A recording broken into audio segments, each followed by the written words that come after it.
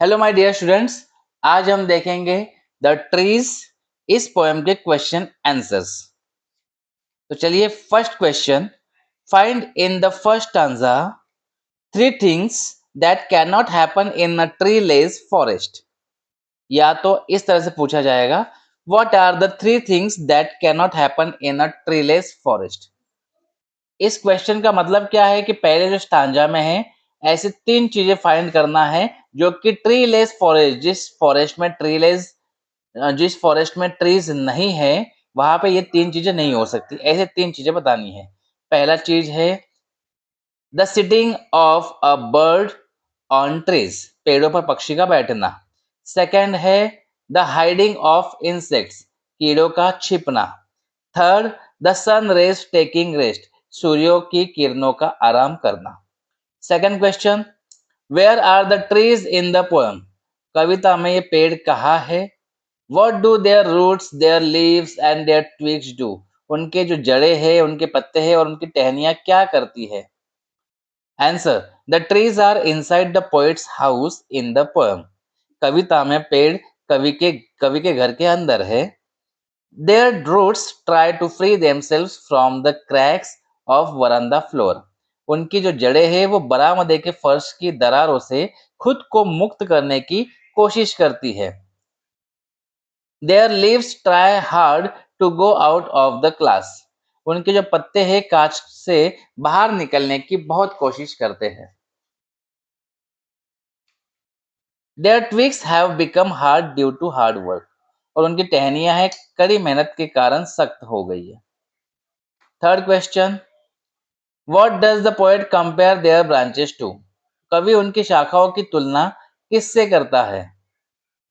Answer, the poet compares the branches to patients who are newly discharged from the hospital.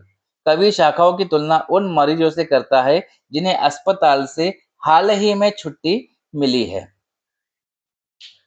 Next question, What happens to the houses when the trees move out of it?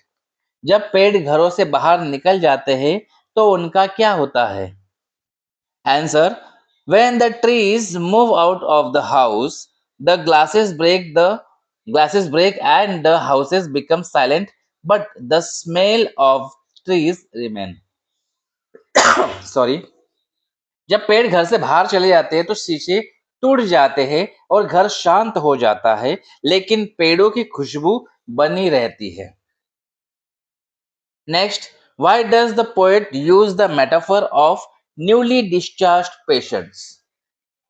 कवि ने नए discharge हुए मरीजों के जो metaphor का प्रयोग क्यों किया। मेटाफर पता है आपको, रूपक अलंकार, लास्ट पोएम में मैंने समझाया था what is the metaphor. Okay, metaphor वो होता है जो बिना लाइक और एस के कंपेयर किया जाता है। Answer, the poet has compared the trees to newly discharge patients because they have become very weak by living continuously inside rooms and houses. कवि ने पेड़ों की तुलना एक नए डिस्चार्ज मरीजों से की है क्योंकि वे लगातार कमरों और घरों के अंदर रहने से बहुत कमजोर हो गए हैं। The last question of this poem, right the central idea of the poem the trees. या तो पूछा जाएगा what is the theme of the poem the trees. Theme पूछा जाए, सेंट्रल आइडिया पूछा जाए या एक्सप्लेन पूछा जाए, जिस पोएम सारे आपको समरी लिखना है उस पोएम में क्या बताया गया है ये आपको लिखना है।